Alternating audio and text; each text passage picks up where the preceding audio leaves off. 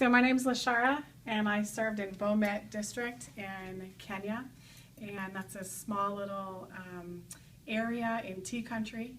And the biggest project that I worked on and that made the biggest impact was a community library, the Silhouette Community Library in the village of Silhouette.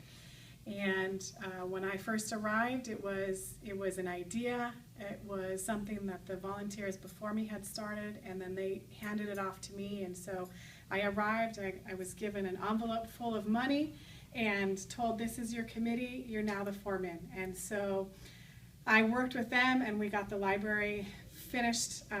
We finished building the library, and then we had to start a library and run it with no money. We didn't have a sponsor. We didn't have any operating income.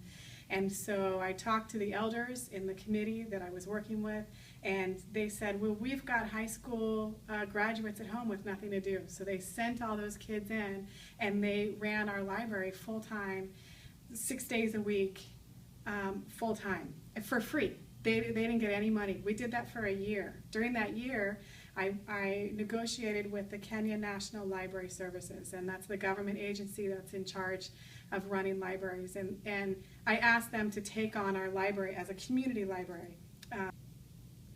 There were no resources to actually operate a library, and so I was talking with the director of the Kenya National Library Services, and he eventually agreed to take over the library. He sent us a professional librarian, and I got him to hire 10 of our volunteers, staff, including our night watchmen who had been paid by the elders. And so they became full-fledged federal employees with the Kenya National Library Services. And that alone was just awesome. But I just went back this past summer, that's 14 years later, and I visited the library, and I saw the same librarian. I saw one of my volunteers who was still working and employed at the library, and I saw one of the elders. Actually, I saw a handful of elders, and one of them was reading a paper, and as soon as I walked in, he recognized me, and it was just the greatest, the most awesome feeling.